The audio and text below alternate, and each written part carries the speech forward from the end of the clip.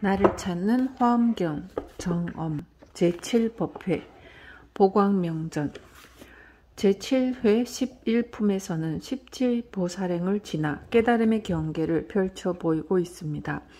화엄경에 보이는 깨달음은 등각과 묘각을 시설해 놓은 것으로 파악할 수 있습니다.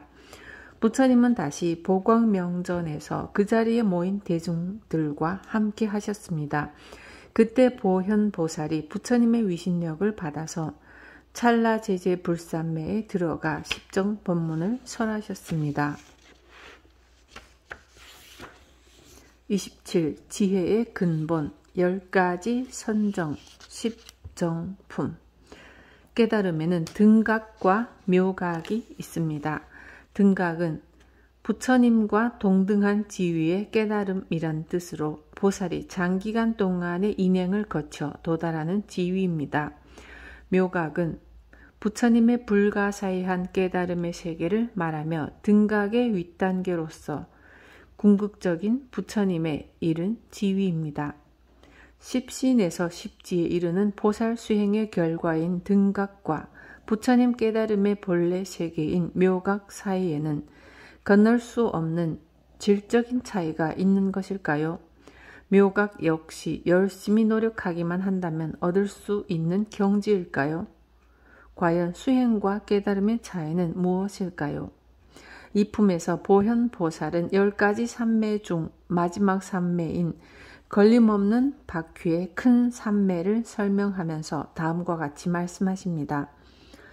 법이 생겨남이 없음을 알지만은 항상 법 바퀴를 굴리며 법의 차별 없음을 알지만은 모든 차별한 문을 말하며 모든 법의 생멸이 없음을 알지만은 모든 생멸하는 모양을 말하며 모든 법의 크고 작음이 없음을 알지만은 법의 크고 작은 모양을 말하며 법의 상중하가 없음을 알지만은 가장 으뜸인 법을 말하며 모든 법에 말할 수 없음을 알지만은 청정한 말을 연설하며 모든 법에 안팎이 없음을 알지만은 안의 법과 밖의 법을 말하며 모든 법을 알 수 없음을 알지만은 가지가지 지혜로 관찰함을 말하느니라.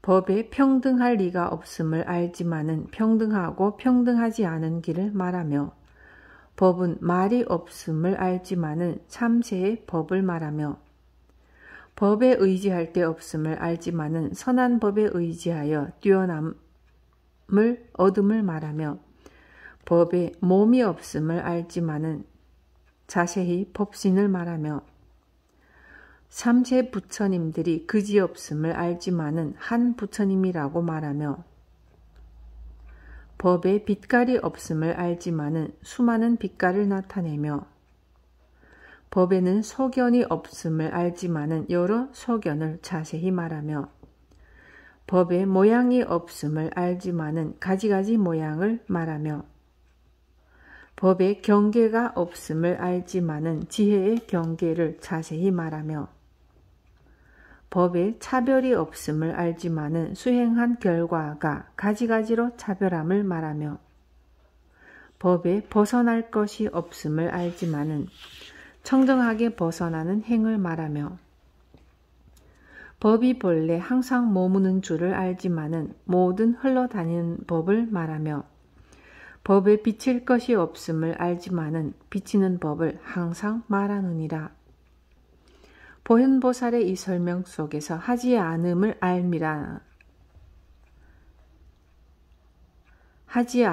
알미 등각이라고 한다면 함은 묘각이라고 할 수 있습니다. 등각이 깨달음의 적적함, 공의 세계를 말한다면 묘각은 그 깨달음이 작용하는 지혜의 또렷함, 심오함을 말합니다. 수행과 깨달음이 함께 하기 때문에 우리는 수행 과정 속에서 바른 수행을 할 수 있는 것입니다. 화엄경에서 발심과 발심의 공덕을 강조하는 이유도 마찬가지입니다. 아직 구체적이지는 않지만 수행의 최초 시작인 발심의 단계 속에 이미 깨달음이 있기 때문입니다. 수행은 그 깨달음 본연의 모습을 찾아가는 여정이고 깨달음으로 우리를 인도해 줍니다. 십정품에서 보현보살은 지혜의 근본인 10가지 선정을 이야기합니다. 선정이 깊어지면 흔히 말하는 무의식의 세계뿐 아니라 무의식의 토대가 되는 인류 전체의 근본적인 의식을 만나게 됩니다. 이 식이 바로 아뢰야식입니다. 이 근본식은 시간의 생성과 소멸을 포함하지 않으므로 모든 있었던 것이나 있는 것이나 있을 것에 차별이 없습니다. 또 이 근본식은 공간의 생성과 소멸을 포함하지 않으므로 우리가 육체를 가짐으로써 존재하는 모든 공간적 한계로부터도 자유롭습니다. 선정의 이런 성격이 선정을 신통과 밀접한 관계를 가지도록 만들었을 것입니다. 보살의 10가지 신통 28. 십통품 십지품과 십정품에 등장하는 모든 보살들은 10종류의 삼매 차별지에 들어가서 동서남북 상하의 각 방향에서 자유자재로 삼매에 들어가고 삼매에서 나옵니다. 또한 일체 중생의 각기 다른 몸 삼매에 들어서는 10종류의 집착함이 없는 경지를 얻어 삼매에 들어가고 나오고 합니다. 몸 외부와 내부 서로 같고 다른 몸에 상관없이 삼매에 들고 나는 것이죠. 이러한 자유자재한 삼매의 힘은 화엄교학의 상즉 상입 즉 모두가 하나가 되는 일즉일체의 전형적인 모습이기도 합니다. 이는 삼매가 외부의 영향을 완전히 떠나서 내가 나의 마음을 자유자재로 움직일 수 있는 경지임을 나타냅니다. 보통 마음이란 대상에 따라 나타나고 대상에 따라 사라지는 것인데 대상에 상관없이 삼매를 통해 자유로이 들고 난다는 것은 우리의 자성인 진여를 체득하지 않으면 불가능한 일입니다. 신통은 이러한 삼매의 의지에서 일어난다는 것이 불교의 일반적인 견해입니다. 삼매의 이름은 은유적으로 표현되어 있기 때문에 이름만 가지고서는 구체적인 삼매 현상을 정확히 구분할 수 없습니다. 각각의 삼매 현상을 이해하기 위해서는 삼매 현상의 의지에서 일어나는 보살의 신통에 대해서도 함께 알아두어야 합니다. 신통은 분명 신기한 능력이지만 그것은 언제나 삼매의 결과에 불과하지 적극적으로 추구해야 할 어떤 것은 아닙니다. 부처님의 제자인 우리는 신기한 능력이 아니라 부처님의 법을 추구해야 합니다. 어떤 신통도 넘어서서 지혜와 해탈을 향해야 하는 것입니다. 이처럼 지혜와 선정은 불교 수행의 가장 큰 틀이라 하겠습니다. 수행은 이렇게 우리 자신을 발견하는 과정이고 우리 자신을 스스로 통제할 수 있는 능력을 기르는 과정인 것입니다. 선정을 통해 지혜를 추구할 힘을 얻고 지혜를 통해 한 삼매에만 머물지 않고 더 높은 경지의 삼매에 들어가도록 노력해야 합니다. 삼매의 신비한 현상에만 너무 집착하는 태도는 수행을 전진시켜 나가는데 도움이 되지 않기 때문입니다. 이는 다음의 10인품에서 보살이 성취해야 할 지혜의 모습을 살펴보면 더 잘 알 수 있습니다.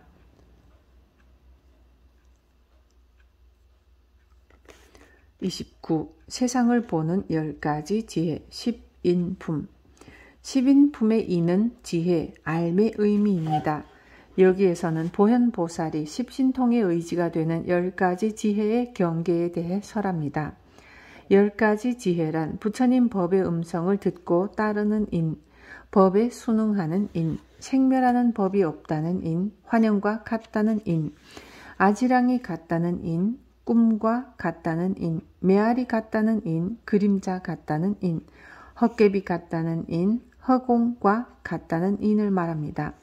이 중 생멸하는 법이 없다는 인, 즉 불생불멸의 깨달음을 얻은 무생법인은 앞에서 제8부동지 보살이 증득한 경계이기도 합니다. 제8지에 오르면 부처님의 경지에 오른 것과 같은 경계로 봅니다. 부처님의 지혜는 우리가 실질적으로 존재한다고 여겨온 것, 실체가 있다고 확신해 온 것들이 모두 사라질 환영과 같은 것이라고 가르칩니다. 환영의 기본적인 속성은 그것이 실체를 가진 것이 아니고 다른 것에 의존해 있다는 데 있습니다. 그 환영 자체가 실제한다고 생각할 때 우리의 집착과 번뇌가 시작됩니다. 이에 번뇌를 치료하는 10가지 지혜가 필요한 것입니다. 10가지의 지혜를 설한 보현보살은 다시 한번 그 뜻을 밝히기 위해 다음과 같은 개송을 읊습니다. 모든 것은 마음에서 만들어지며 그러므로 마음은 요술쟁이라 하니 만약 이러한 분별심을 제거하면 모든 중생 모습 사라지네. 마치 요술쟁이가 거리에서 온갖 묘기를 보일 때 보는 이는 즐겁지만 결국 아무것도 얻는 게 없는 것처럼 세상 또한 그러하여 모두 다 요술쟁이 같아 본성도 없고 생겨남도 없지만 온갖 것을 나타내 보이니 유식학에서는 이러한 환각을 실제라고 착각하는 우리의 습성을 변괴 소집성이라고 합니다. 실제로는 없는 것을 헤아려 있다고 생각하고 그것에 집착하는 태도를 말합니다. 새끼줄을 뱀으로 착각하여 그것을 보고 두려움을 느끼게 된다는 비유는 유명합니다. 부처님께서 이런 가르침을 주심에도 불구하고 우리는 환상에 집착하며 살고 있습니다. TV에서 보여주는 이미지들과 상품의 명목상 가치에 집착하며 다른 사람에게 보이는 모습에 지나치리 많지 신경을 씁니다. 우리의 욕망을 이미지와 상품에 투영하여 우리의 정체성을 구체화하려고 하고 다른 사람들과의 차별을 나타내는 수단으로 사용합니다. 사교적일 수밖에 없는 세속적 삶에서는 어쩔 수 없는 일이겠으나 그런 환상은 아지랑이 같고 메아리와 같음을 분명히 인식해야 할 것입니다. 30. 수의 무한성, 아승지품. 아승지품과 열의 수량품의 두 품은 부처님께서 직접 설하신 품으로 알려져 있습니다. 두 품의 중심 교설이 숫자에 있는 것도 특징의 하나이죠. 수의 무한성은 부처님 깨달음의 무한성뿐만 아니라 그 무한한 깨달음을 체득함에 있어서 실천이 얼마나 중요한지를 일깨워 줍니다. 아승지란 무량하다는 뜻으로 헤아릴 수도 없고 숫자로도 셀 수 없음을 말합니다. 아승지를 굳이 숫자로 설명하자면 코티의 100억을 곱한 수인데 1코티는 100 곱하기 1천의 제곱입니다. 화엄경에서 이처럼 큰 숫자를 들어 보이는 것은 중생을 위해서 중생들이 좋아하기 때문에 또 부처님의 깨달음의 경지가 깊음을 보이기 위해서입니다. 아승지품에서 말하는 진리의 무한성이란 진리의 세계는 무한, 무수, 무량, 무변하여 생각으로 도달할 수 없는 깨친 자의 경지를 말합니다. 왜냐하면 깨달음의 세계에서 나타난 법은 생겨나는 것도 없고 소멸되는 것도 없으며 불생, 불멸, 더러운 것도 없고 깨끗한 것도 없으며 늘지도 줄지도 않는 것이기 때문입니다. 시간의 무한성, 열의 수량품. 아승지품이 이 수의 무한함을 나타냈다면 열의 수량품은 시간의 무한함을 나타내고 있습니다. 열의 수량품은 화엄경 중에서 가장 짧은 품으로 심왕보살이 모든 부처님의 수명에 대해 말하고 있습니다. 사바세계인 석가모니불 세계의 1겁은 극락세계인 아미타불 세계의 1일야이고 극락세계의 1겁은 가사당 세계인 금강견불 세계의 1일야라고 합니다. 즉 부처님의 수명은 세계의 근기에 따라 다르나 그 본체는 하나라는 상즉의 경계임을 설하고 있습니다. 이런 겁의 시간에 비해 인간의 생이란 얼마나 짧은죠. 본래 인간의 수명은 1만 년이었으나 점점 공덕이 떨어져 100년에 이르게 되었다고 합니다. 남녀가 살아있는 동물을 살생해서 그 피를 마시고 나쁜 마음을 품고 악한 일을 행하며 생명에 대한 자비심을 가지지 않고 악업을 거듭 쌓아가면 그 수명이 반드시 짧아집니다. 이에 반해 살생하지 않고 불쌍히 여기는 마음과 자비로운 마음으로 일체 중생을 가까이 하면 수명이 긴 천계에 태어날 수 있습니다. 선업을 쌓으면 수명이 길어지고 악업을 지으면 수명이 짧아진다는 말입니다. 장수는 인간의 오랜 열망이었습니다. 장수를 위해서는 어떤 기간이나 순간에만 자신의 건강을 돌볼 것이 아니라 지속적으로 자신의 건강을 관리해야 합니다. 한번 균형을 잃은 몸이 다시 본래 모습으로 돌아가기 위해서는 많은 시간이 필요하며 사실상 원래의 건강한 상태로 되돌아가는 것은 불가능하기 때문입니다. 따라서 바로 지금 기존에 좋지 않았던 습관, 즉 악업을 버리고 좀 더 좋은 습관을 기르기 위해 노력해야 합니다. 우리의 마음 공부도 마찬가지입니다. 육체의 건강이 업에 달린 것이라면 업의 생산과 수산은 마음에 달린 것이기 때문에 마음 공부는 훨씬 더 중요합니다. 깨달음의 시간은 순간이지만 이 순간은 지속하는 수행의 시간 속에 언제나 살아있는 시간입니다. 마찬가지로 한순간의 깨달음은 수많은 겁의 수행을 포함하며 화엄 속에서는 순간과 영원히 공존합니다.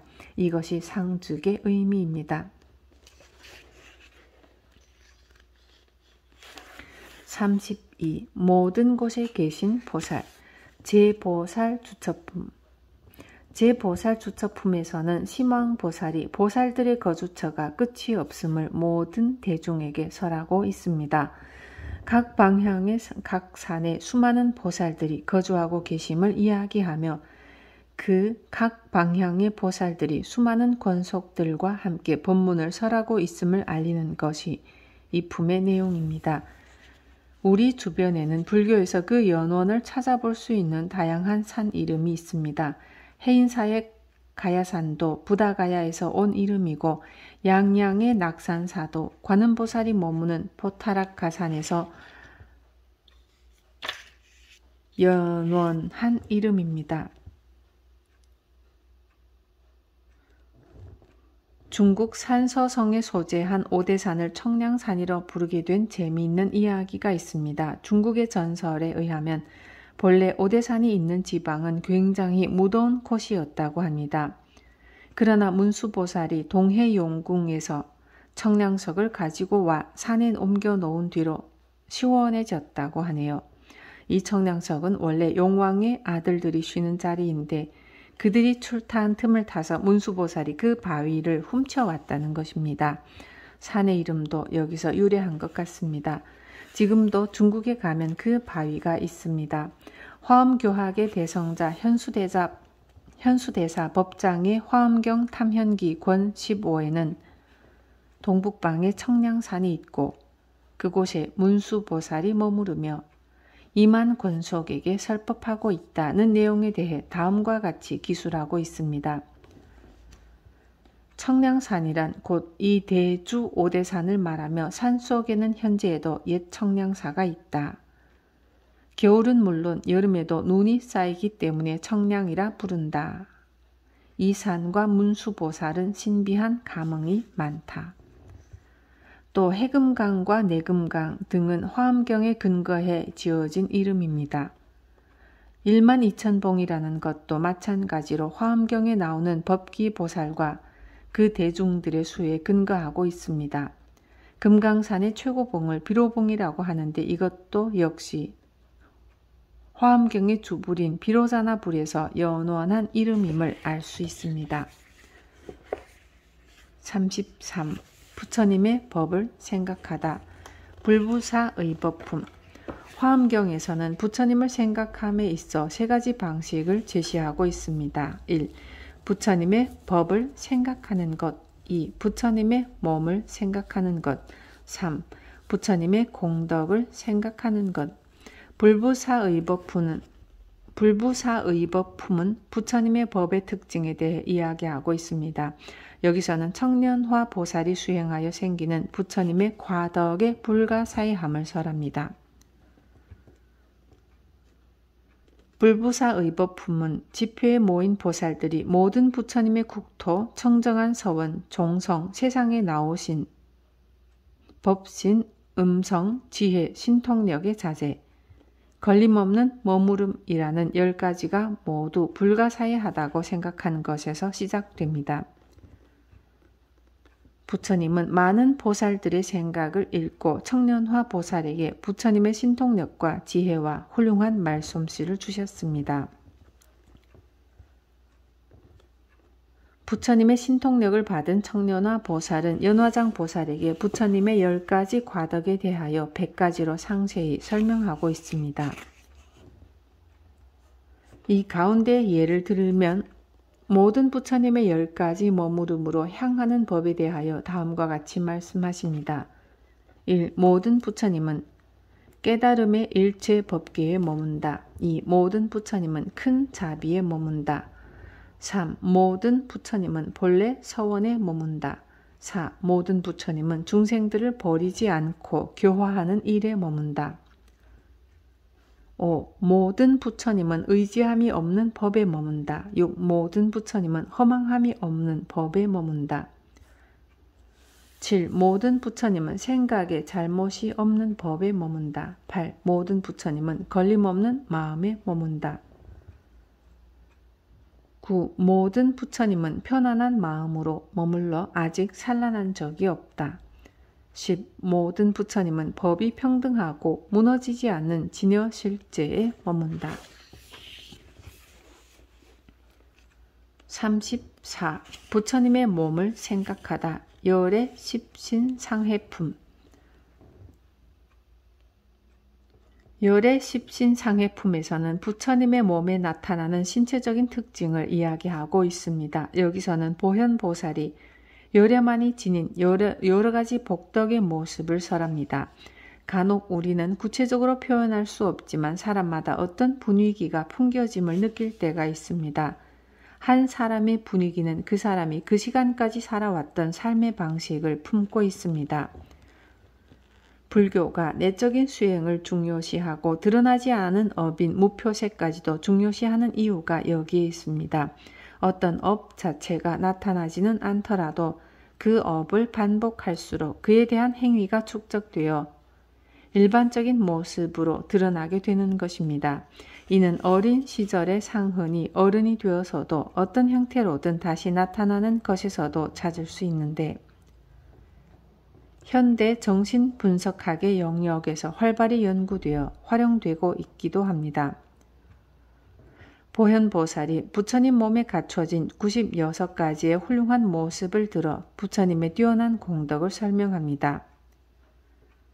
먼저 부처님 정수리에 32가지 모습이 있음을 밝힙니다.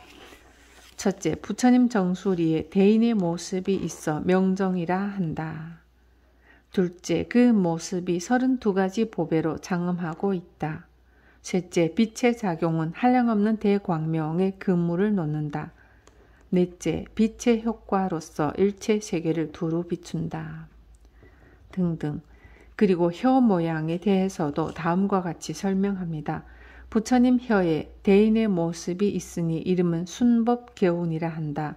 혀끝의 묘한 모양은 금빛의 깨끗한 보배로 장식되어 있고 한량없는 금빛 광명을 내어 모든 부처님 바다를 두루 비추며 큰 사자후로 묘한 음성을 떨쳐 일체 세계에 두루 도달하므로 일체 중생 가운데 듣지 못하는 사람이 없다네. 이외에도 눈썹 모양, 눈 모양, 코 모양에 대해 차례대로 밝힙니다. 이처럼 부처님의 신체적 특징을 하나하나 설명하면서 부처님이 대인상이라는 것을 인지시켜 줍니다.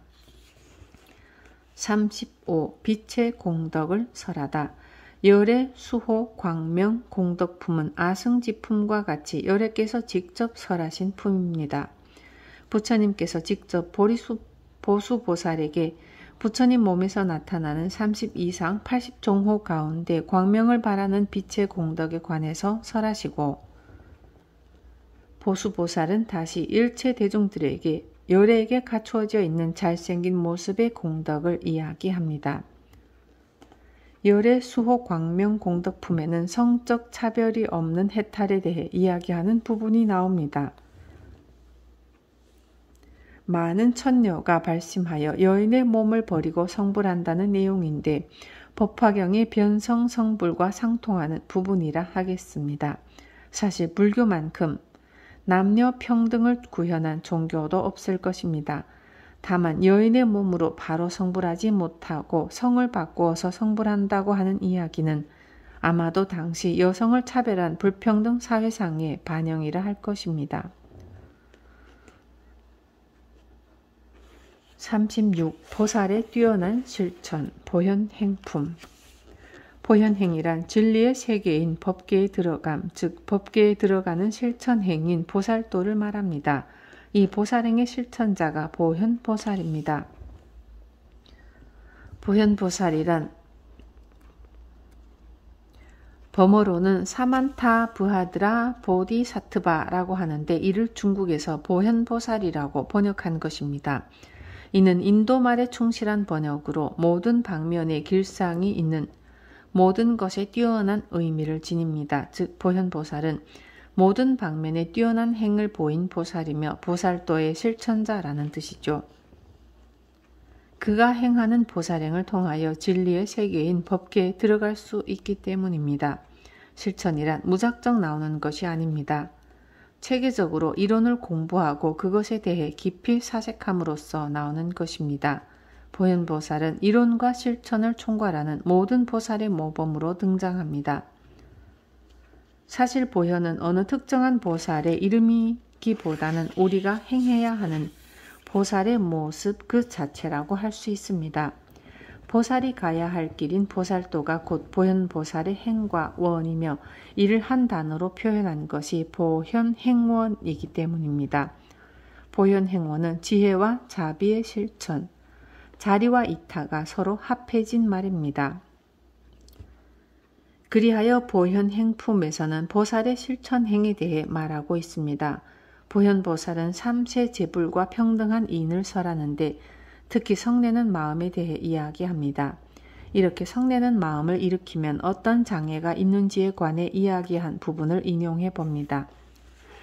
무엇을 백만의 장애라 하는가? 이른바 보리를 보지 못하는 장애, 바른 법을 듣지 못하는 장애, 부정한 세계에 나는 장애, 악취에 나는 장애, 여러 어려운 곳에 나는 장애, 병이 많은 장애, 비방을 받는 장애, 우둔한 길에 나는 장애, 바른 생각을 잃는 장애, 지혜가 모자라는 장애, 눈 장애, 귀 장애, 코 장애, 혀 장애, 몸 장애, 뜻 장애, 악지식 장애, 나쁜 동무 장애, 소승법 익히기를 좋아하는 장애, 용렬한 일을 친근해하는 장애, 큰 위력 있는 일을 믿지 않는 장애, 바른 소견 없는 사람과 함께 있기를 좋아하는 장애, 상호를 갖추지 못한 탓에 코가 망그러진 장애, 중생의 말을 잘 알지 못하는 탓에 혀를 성취하는 장애, 중생을 업신여긴 탓에 몸을 성취하는 장애, 마음의 어지러움이 많은 탓에 뜻을 성취하는 장애, 세 가지 계율을 지니지 못한 탓에 몸의 업을 성취하는 장애, 네 가지 허물을 항상 일으킨 탓에 말의 업을 성취하는 장애, 탐욕 성냄 삿된 소견을 많이 낸 탓에 뜻의 업을 성취하는 장애입니다. 불자들이여, 만일 보살이 모든 보살에게 한 번 성내는 마음을 일으키면 이러한 100만 가지 장애가 되는 문을 이루게 되나니 무슨 연고인가? 불자들이여, 나는 어떤 법의 허물이라도 보살이 다른 보살에게 성내는 마음을 일으킨 것보다 더 큰 것을 보지 못하였도다. 성내는 마음은 마치 공덕의 창고를 불태워 버리는 것과 같습니다. 성내는 말보다 부드러운 말, 화합하는 말 등을 해야 합니다. 보현행품에서는 모든 중생을 버리지 않고 보살을 부처님같이 생각하고 모든 법을 부정하지 말고 보살행을 아주 좋아하고 10가지 법을 닦아야 하고 10가지 청정함을 실천해야 하고 10가지 광대한 법을 갖추고 10가지 두루 들어가는 데 들어가고 10가지 승묘심을 갖고 10가지 부처님 법의 교묘한 지혜를 얻으면 바른 깨달음을 얻어서 삼세제불과 평등해진다고 설하고 있습니다. 이 모든 행의 근본이 되는 10가지 법이란 다음과 같습니다. 1. 마음의 일체 중생을 버리지 않는 것. 2. 여러 보살에게 열애라는 생각을 내는 것. 3. 일체 불법을 영원히 비방하지 않는 것. 4. 모든 국토가 다하지 않음을 아는 것. 5. 보살의 행에 믿고 좋아함을 내는 것. 6. 평등한 허공 법계 같은 보리심을 버리지 않는 것. 7. 보리를 관찰하여 열애의 힘에 들어가는 것. 걸림없는 변제를 부지런히 익히는 것. 9. 중생교화에 고달픔이 없는 것. 10. 일체 세계에 머무르되 마음에 집착이 없는 것. 우리는 보현 행품에서 보현 행의 구체적인 모습을 볼 수 있기도 하지만 화내지 않는 일이 얼마나 어려운 것인가도 알 수 있습니다. 부지런히 보현행을 닦지 않으면 화를 내게 되고 한 번 화를 내게 되면 지금까지 닦은 공덕이 무너져 내릴 위기에 처할 수도 있습니다. 마치 작은 불씨가 집단을 송두리째 태우듯 말입니다. 어쩌면 우리는 한 번의 화를 참기 위해 그토록 많은 수행을 해야 하는 것인지도 모릅니다. 보살행이란 나만 즐거워서 나를 위해서 행하는 것이 아닙니다.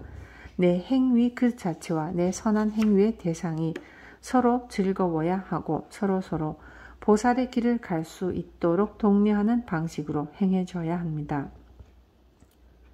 그러기 위해서는 무엇보다 상호 간에 깊이 공감하지 않으면 안 됩니다.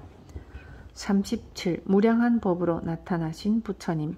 화엄경의 중심 사상으로 열의 출현, 즉 열의 성기를 들 수 있습니다. 화엄경에서는 부처와 보살, 보살과 중생, 중생과 부처가 다르지 않음을 잘 보여주고 있을 뿐만 아니라 일체 존재가 비로자나 부처님이 아닌 것이 없다고 말합니다. 우리 범부 중생이 그대로 부처임을 깨우쳐주고 있는 것입니다. 화엄경은 불한 세계를 설한 것이니 부처님 세계는 예부터 본래 부처인 중생의 원력에 의해 이 땅에 구현되었음을 밝혀준 셈입니다. 열의 출현품에서는 성기묘덕 보살이 부처님을 향해 찬탄의 노래를 부릅니다. 성기보살이 부처님의 깨달음에 대해 묻자 부처님께서는 열의 출현의 인연에 대해 말씀하십니다. 열애는 10가지 인연으로 출현하며 그 10가지 인연이란 모습, 말씀, 마음, 경계, 행위, 깨달음, 대중교화, 열반, 만남, 전생의 선근이라고 설명하십니다. 그리고 열의 출현을 맞이하는 마음가짐에 대하여 다음과 같이 설하십니다. 만약 부처님 경계를 알고자 한다면 생각을 허공처럼 맑게 하라. 모든 망상과 집착 다 버리고 향하는 마음 모두 걸림 없도록 하라. 법문을 듣는다는 의미는 들음으로써 자기의 견해를 버리는 것을 말합니다. 자기가 알고 있는 것으로 맞추려고 하면 새로운 것을 받아들일 수 없습니다. 마음을 허공처럼 맑게 비워두어야 합니다. 마음을 비우고 망상과 집착을 다 버리면 부처님의 경계를 알게 됩니다. 이러한 마음가짐이 아니면 부처님이 출현하셔도 보지 못합니다. 부처님을 알아보는 마음은 맑은 마음, 밝은 마음이 아니고는 안 되기 때문입니다. 우리가 마음을 닦아 그것에 호응하지 못하면 우리는 열애의 출현을 알지 못합니다. 이 품에서 부처님의 출현을 묻는 성기묘덕 보살이라는 이름의 성기는 그렇게 우리의 마음과 마음의 일어남을 의미합니다. 열애의 마음을 일으킴, 곧 성기는 우리 마음 본연의 청정함을 전제로 하고 있습니다. 부처님의 마음이 없다면 어떻게 중생이 열애의 출현을 알 수 있겠습니까? 열애 출현품에서 성기묘덕 보살이 묻고 있는 것은 열애께서 출현하시는 법뿐만이 아닙니다. 열애의 출현을 어떻게 알 수 있는가를 묻고 있는 것입니다. 성기묘덕 보살의 열애, 응공, 정등각께서 출현하는 법에 대한 질문에 답하는 보현보살의 답변을 들어봅시다. 과거에 부처님 계신 데서 큰 법의 구름과 비를 듣고 바다지니어 능히 열애의 4가지 큰 지혜 바람 둘레를 일으키나니 무엇이 넷인가? 하나는 기억하고 잊지 않은 총지의 큰 지혜 바람 둘레니 모든 큰 열애의 법구름과 비를 능히 지니는 연고요. 둘은 그치고 관찰함을 내는 큰 지혜 바람 둘레니 일체 번뇌를 능히 소멸하는 연고요. 셋은 교묘하게 회향하는 큰 지혜 바람 둘레니 모든 선근을 능히 성취하는 연고요. 넷은 더러운 때를 여의는 차별한 장엄을 내는 큰 지혜 바람 둘레니 과거에 교화한 일체 중생으로 하여금 선근이 청정하여 열애에 새지 않는 선근의 힘을 성취케 하는 연고이다. 열애께서 이와 같이 하여 다 옳은 깨달음을 성취하거니와 법의 성품이 을에 그런 것이고 내는 이도 없고 짓는 이도 없지만은 깨달음으로 성취되는 것이다. 열애가 출현하시는 법은 다음의 4가지 수행으로 알 수 있습니다. 1. 기억하고 있지 않는 염수행입니다. 염은 사념처를 대상으로 하여 언제나 자신의 마음을 챙기는 수행을 말합니다. 마음 챙기는 것을 잊거나 놓치지 않고 지속시켜 나가는 것이 염을 통한 수행입니다. 2. 그치고 관찰하는 지관 수행입니다. 마음을 가라앉혀 고요한 삼매를 얻고 번뇌망상이 일어나면 그것을 멈추고 그것이 일어나는 인연을 면밀하게 살펴 알아차리는 수행입니다. 지관 수행은 우리 불교의 가장 전통적인 수행으로 많은 큰 스님들을 고도의 경지로 이끌었던 수행법입니다. 3. 회향은 돌이켜 향한다는 뜻으로 대승불교에서 가장 중요한 가치를 부여하는 수행입니다. 보살이 이승과 다른 것은 깨달음이 향하는 바가 스스로의 해탈이 아니라 모든 중생의 해탈에 있다는 점입니다. 모든 중생으로의 회향이 성취되어야 하기 때문에 계속되는 생사와 윤회 속에서도 닦은만큼의 선근으로 쉼없이 정진할 수 있는 것입니다. 4. 깨달음의 지혜도 간택, 즉 잘 분간하여 선택해야 합니다. 지혜는 해야 할 것과 하지 말아야 할 것, 좋은 것과 나쁜 것, 선한 것과 악한 것을 명확히 구분합니다. 지혜는 없는 것과 하지 말아야 하는 것, 나쁜 것과 악한 것을 멀리 여의고 실제 하는 것과 해야 하는 것, 좋은 것과 선한 것을 추구하게 합니다. 부처님은 저 먼 곳에 계시는 것이 아닙니다. 이렇게 우리가 우리의 선근을 닫고 본연의 청정한 마음을 드러내려고 하는 모든 노력 속에서 출현하십니다. 우리가 흔들리는 것은 그런 열애의 출현에 눈을 감기 때문이고 마장으로 인해 좋지 못한 방향으로 가고 있기 때문입니다. 그때마다 언제나 광명의 부처님을 생각하며 청정한 마음을 드러내도록 노력해야 합니다. 열애 출현품에는 부처님의 가르침을 믿고 배우며 이를 받아 지니면 진실한 부처님의 제자가 된다는 말이 있습니다. 부처님 출현에는 추호의 의심도 없이 일심으로 믿고 배워 받아 지녀야 합니다.